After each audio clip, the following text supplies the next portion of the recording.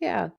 So obviously on the way to peak performance, which is a continuous journey in my experience, what are some of the challenges or obstacles that you faced along your journey in publishing? In publishing, well, publishing is a very mature industry. It's been around for several hundred years. So making sure I'm staying on top of what's going on within the industry, having a good historical foundation, but because technology, things are moving really, really fast. AI has probably been the biggest thing lately. When we do copyrights, we deal with the Library of Congress. Welcome to Inspiration Contagion, where we spread inspiration one story at a time. I am your host, Holly Jean Jackson. Each interview spotlights transformational business leaders, their stories, challenges, and advice for how you too can lead yourself and others through inspiration. Learn how you too can achieve peak performance, build more revenue, and lead the legacy you were meant to lead. Welcome to episode 123. Peter Biadasz is a master network, dynamic speaker, and president of Total Publishing and Media. With nearly 30 years of experience, he's helped countless professionals build powerful connections and publish impactful books. He's also the author of Write Your First Book and co-creator of the Power series. Oh, and he plays a mean trumpet too. With that, welcome, Peter. Good to be here today. Thank you so much. Great introduction. Very good introduction. Yeah, thank you. I appreciate it. Yeah. We aim to please the crowd and our guests. I want to start off by just asking you, what makes you an inspirational leader, or what is your secret sauce? The secret sauce. Okay. Way back when I was elected president of my first networking group, for 1 week, I had to think about why would someone ever come to a Peter Biadasz meeting? Big task at the time. The answer I came up with was education. My degree's in psychology. I'm clinically trained. Networking is about interpersonal relationships. I'm supposedly an expert in that by education. So that's when I started doing lots of research. I always enjoyed research, but I really did a lot more research on how to present different aspects of professionalism, maintaining a positive attitude, business networking, different parts of business, just in little 5-minute snippets. Those 5-minute snippets eventually turned into doing full-blown seminars, books, publishing company, et cetera, over time. But education to me is, I would call this the not so secret sauce. And most people contact me because they want information. They also know I can research. So if they have a question on something they can't find the answer for, they know that usually within 10 minutes, I'll have the answer for them. I mean, it makes sense. If you're going to be a writer and in publishing, you should be decent at research, education, inspiring people, walking the talk of what you expect your authors to do. So that's pretty cool secret sauce, Peter. Thanks for sharing. Try to lead by example. But way back when, I hated writing. Writing a book was not even on the radar. Public speaking was really what I was thrown into. And even at that point, my mentors were saying you need to become comfortable with the uncomfortable. Because I would get to a speaking gig early, go to the bathroom, throw up, then do the gig. I spent the first 10 years of my speaking career throwing up because of, when you get your psych degree, they say fear of public speaking is number 1, fear of dying is number 3, which means most people would rather die than speak in public. That was kind of like that. But go through the process. I love it now, but just had to go through that time period.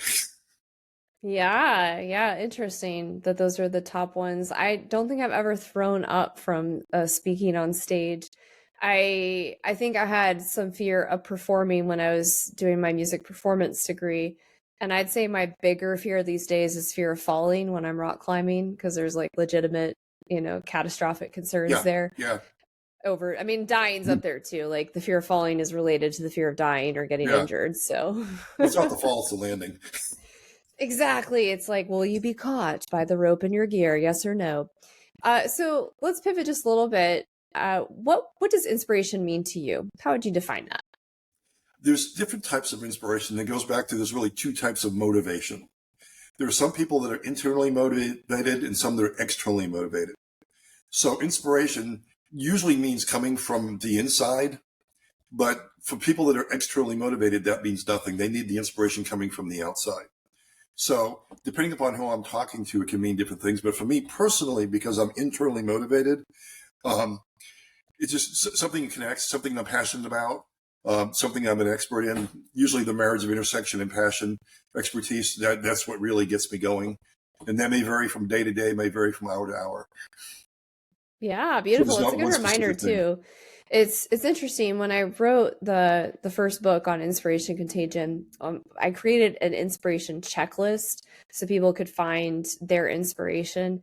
And on that, I had a lot of internal and external motivations. Mm-hmm. And I find also people that haven't connected with inspiration need external examples to then figure out how they find their own internal inspiration, if that actually works for them, because not everybody's the same. We're all very different. But beautiful definition, comes from internal. Yeah, we're all about sharing that spark from inside and the superpowers that the people we interview and our audience has, so we can ignite that like a wildfire. Oh, yeah. So, Totally yeah, agree. Totally good agree. stuff. We're going to pivot just a tiny bit into peak performance. So the inspiration is what fuels peak performance. And I'd love to hear, Peter, how do you define peak performance and how did you arrive at your own definition of that? Well, Stephen Covey, one of the 7 habits of highly successful people, is begin with the end in mind. So for me to have peak performance, I need to know where I'm going to. What's that destination?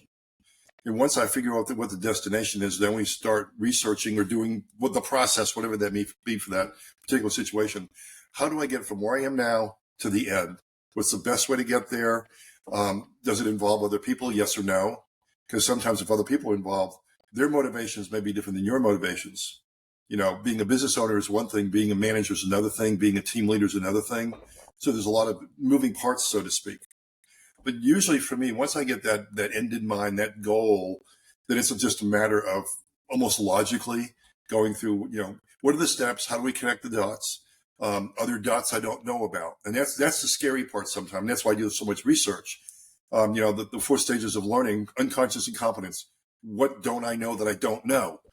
That's one part that always probably motivates me is, what don't I know and how can I find out what it is? Mentors help a lot. I've had some very good mentors in my entire life, really, that have really shown a lot of light on the blind spots in your life. It's those big spotlights that really help make life easier. So that one thing that may be the big hard task to do right now, or was 10 years ago, all of a sudden becomes an easy task.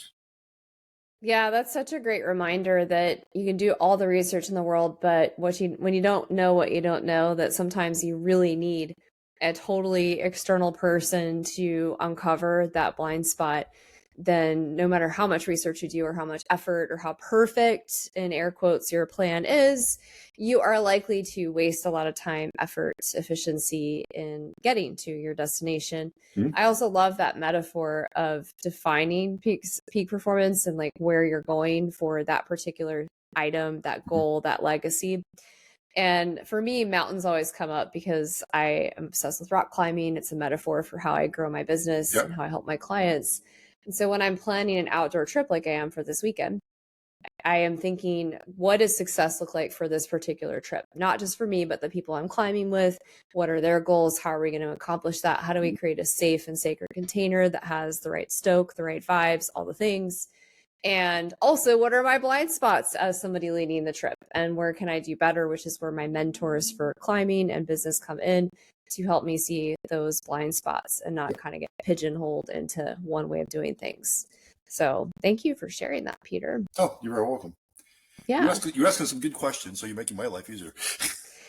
Good questions are the key to good conversations and thoughtful exchange, right? Right, exactly. Yeah. So obviously on the way to peak performance, which is a continuous journey in my experience, what are some of the challenges or obstacles that you faced along your journey in publishing? In publishing, publishing is a very mature industry. It's been around for several hundred years. So making sure I'm staying on top of what's going on within the industry, having a good historical foundation, but because technology, things are moving really, really fast. AI has probably been the biggest thing lately. When we do copyrights, we deal with the Library of Congress. We have someone over there that's really, really good at explaining the government's position on what's copyrightable and what's not with regards to AI. Because just because, it gets very, very interesting in understanding what's the best path for an author. Every author is different. In our industry, there's like 4,200 genres and subgenres. So what may be good for a fiction writer may not be good for a nonfiction writer. What may be good for a poet may not work for an illustrated children's book. So over time, you have to really learn the genres and the subgenres and the mentality of those authors and what really works for them or doesn't work for them. And then again, you have the AI thing coming up. What is creativity? We always have this discussion a lot. What is the creative process?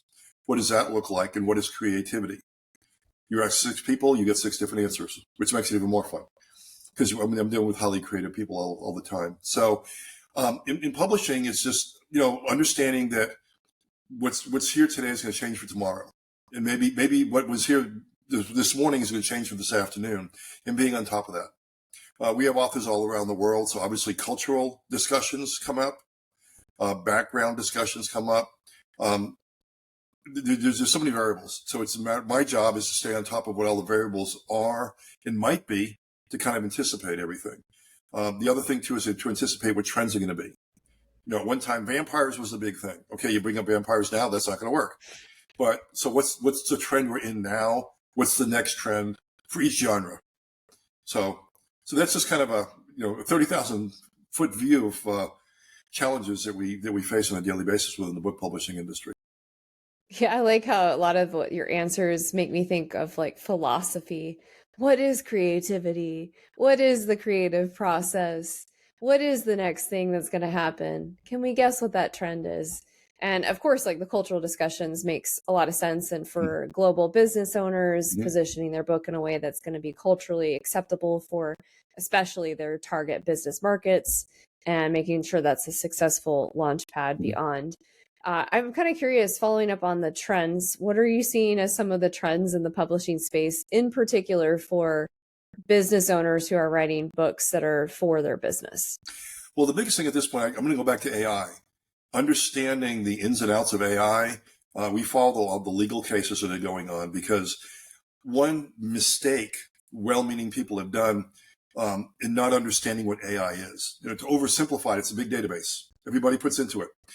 When you put something into the big database, most people don't read terms and conditions. The software we're using for this, has either of us have read the pages of terms and conditions for this?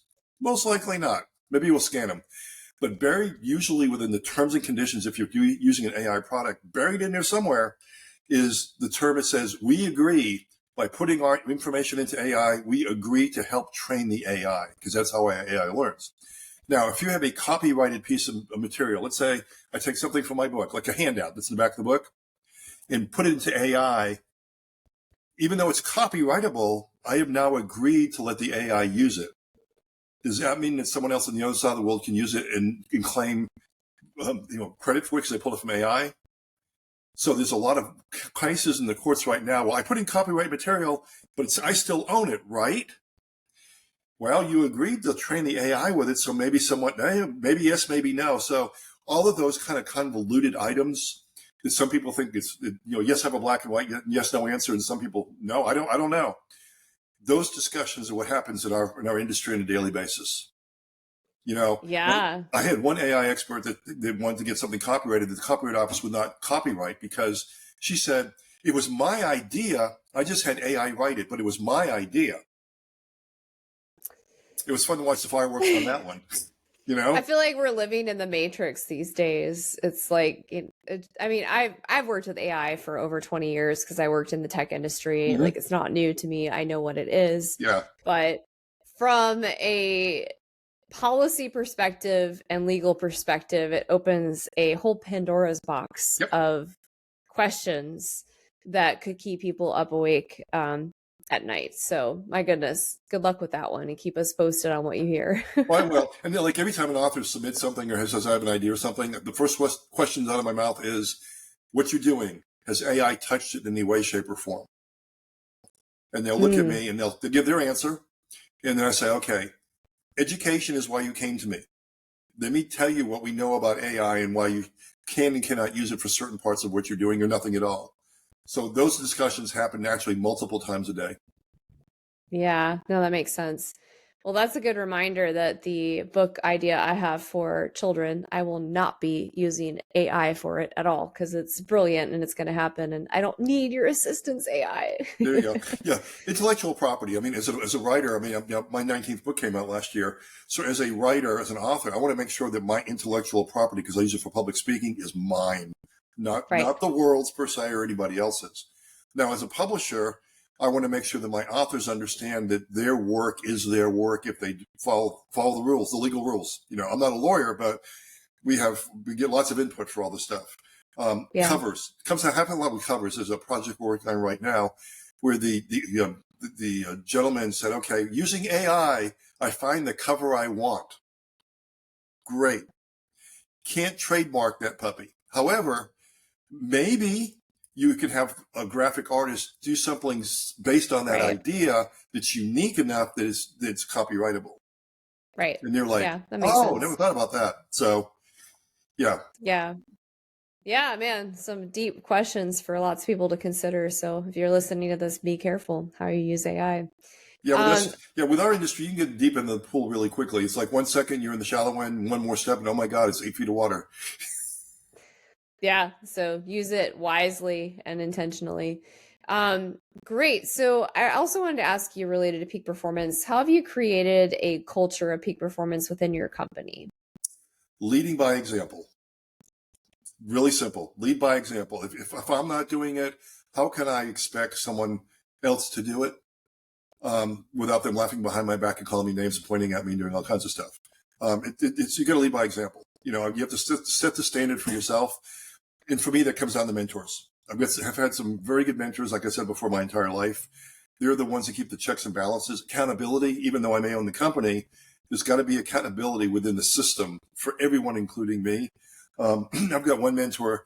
We pretty much talk every day, and usually toward the end of the day. And she will ask me questions. She'll ask me the questions that no one else will. And like yesterday, she asked me some questions. I was like, I just don't want to talk about that. She goes, I'm sorry. That's not an option. We're going to have this discussion. And it really needed to be done. She was really right. I mean, yeah. But that's important. So to keep that level that really high, you've got to lead by example, and you'll also be open to input, because you'll have people that will non-mentors come to you and say, hey, look, maybe this way is easier or this way is better, and be open to it. And I had this happen this morning. I was talking to someone, and if they thought they had a better way, what they had not done was all their research. They were technically trying to reinvent a wheel that doesn't work, but they did not know that. So we talked through the scientific method, the standard scientific method of how you actually scientifically start with your hypothesis, actually pre-hypothesis, all the way through to a final conclusion. And after I taught them that, which took 3 minutes, they were like, oh, now I know why this idea is not the right idea. Now, the next time that person comes to me, I am pretty sure they're going to have a brilliant idea because they'll go through the process.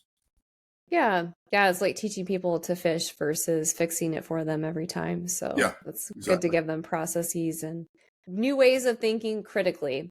Yes. On that, thinking critically, let's talk about revenue, everybody's favorite part of the conversation. So when have you left money on the table within your business, and what did you do to fix it? I am not a very money motivated person.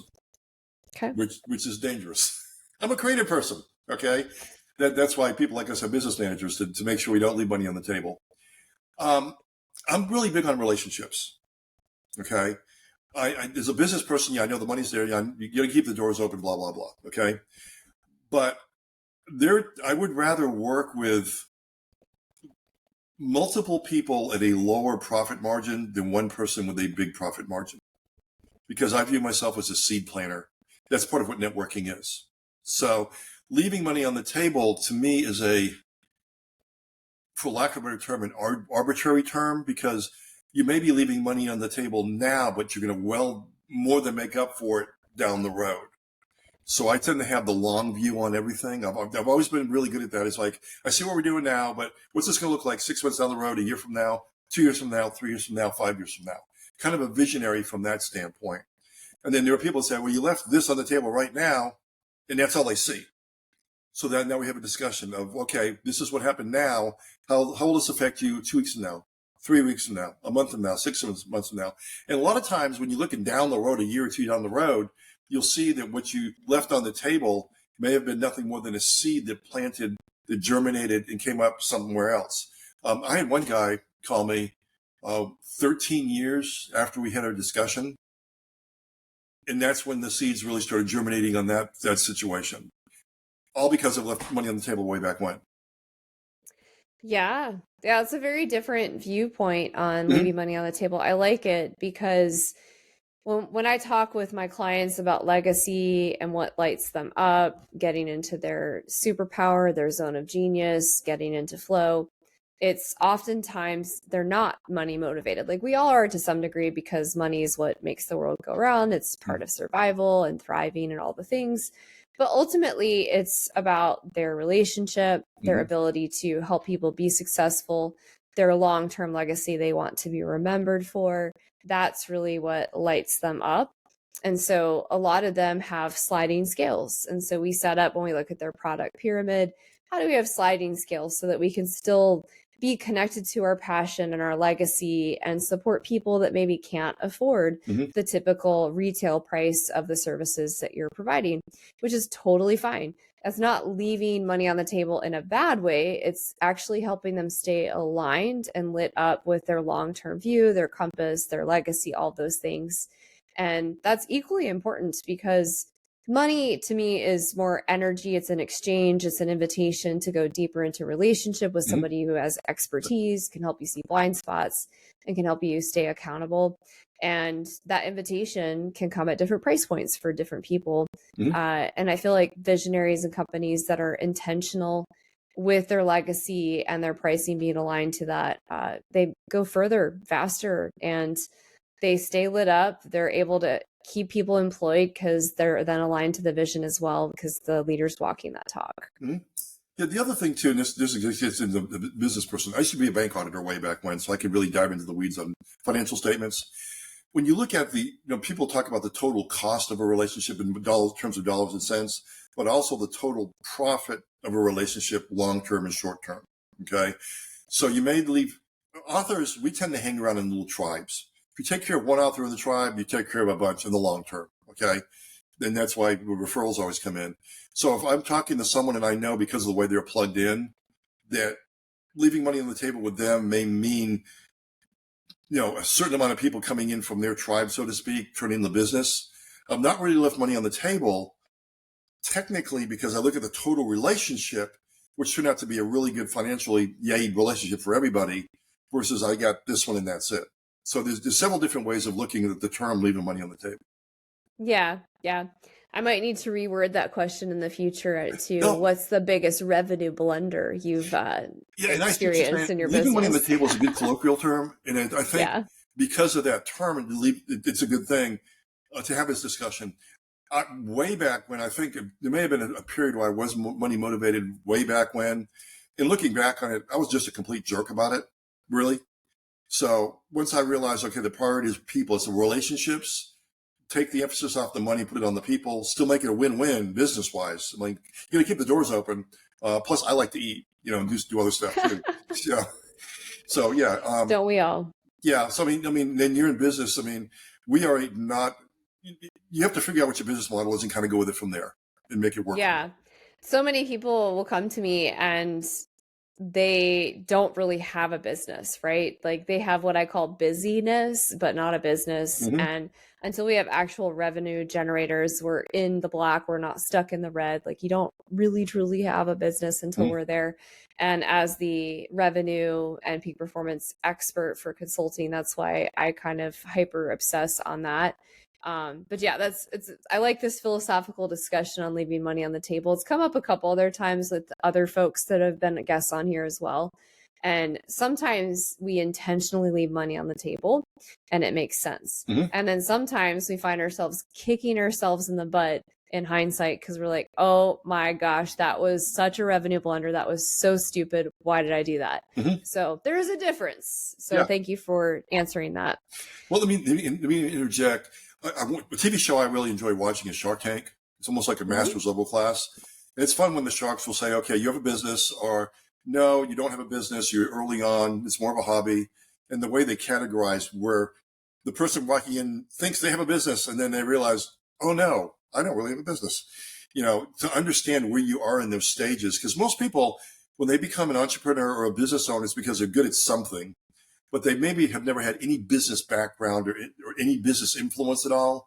They don't know debits from credits. They couldn't do accounting for whatever. They don't know what a CEO does, how the difference from a COO, a CFO, all those things, but they're good at what they do. And that's why a lot of people have business managers. And again, that goes back for me in information to teach people.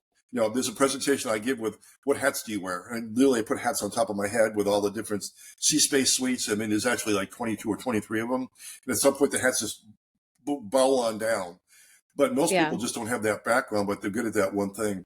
That's why it's fun talking with professionals like doctors, lawyers, people that have business managers, because parts of these discussions you have with those people, not the primaries. Yeah, I mean, that's why I have such a great business and such a great company, is because a lot of folks we work with are brilliant at the thing that they do, but they are not good at operations. They are not good at sales. They are not good at like the visionary things. They're not good at like putting rubber to the road. Yep. And that's what keeps us in business, is because our society and education system has not plugged that hole, which is totally fine. So we go on all day on that, but we're going to keep this short for lots of reasons. I'm going to ask you a couple of wrap-up questions. Okay. What is the best piece of advice you would share with others today? Wow. If it came down to one, I'm going to give you two quotes. I'm going to cheat a little bit. The quote, frustration ends where understanding begins. Anytime I get frustrated with something, I always ask myself the question, what am I not understanding? That has saved me many, many times from many situations, usually from saying the wrong thing, because before the words come out of my mouth and I'm frustrated, what don't I understand? Okay, now that I understand it, now I can talk. Okay. The other one is the one who angers you controls you. Understand that if someone's making you angry, they're in charge of you. You may not think so, but they are. So understanding self-control with anger, life got a whole lot better after I understood those concepts. And of course, a publisher is going to give quotes for his advice, so I'm not surprised. Beautiful. Really, really good advice. What is the legacy you wish to leave behind? Wow, that's a great question. That has actually changed over time. I was always very goal-oriented, more professionally than personally. At this point, it's really about legacy with my family. It really, really is. It has been for the last probably 10 years or so for a wide variety of reasons. And I think a lot of that's because I'm comfortable with me. Once I got comfortable with me, there's a lot of stuff that I thought was important that I realized wasn't important. So it really comes back to the family and making sure that those if I disappeared right now, they'd go, yeah, we remember him, we love him, and everything kind of goes on from there. Beautiful. Thank you so much. Really appreciate those responses. For anybody who wants to connect with Peter, you're interested in publishing a book, you are interested in getting support with your book, you want to be globally published, all of Peter's contact information will be in the show notes as well as the YouTube comments below. So feel free to connect with Peter. He's a great guy. We actually have some really cool partnership things we're going to be doing together. So check him out. Thank you so much, Peter. Really appreciate you. Well, thank you for having me today. Great questions. You're a very good interviewer. Thank you. Thank you. Appreciate that. And for our listeners, if something I said hit a nerve today, let's fix it. I actually open 3 call slots per week for founders and business owners just like you who want to get clarity now and get past their current blunder, whatever that may be. Just DM me or email me the word revenue and I'll send the link so we can get you unstuck. We will see you on our next episode. Stay inspired, stay strong, and share this with somebody who finds value from it. Thanks. Thank you for joining the show today. I hope you were inspired. More importantly, I hope you take action. If the show inspired you, I ask that you subscribe and share it with your network. Let's spread inspiration together today.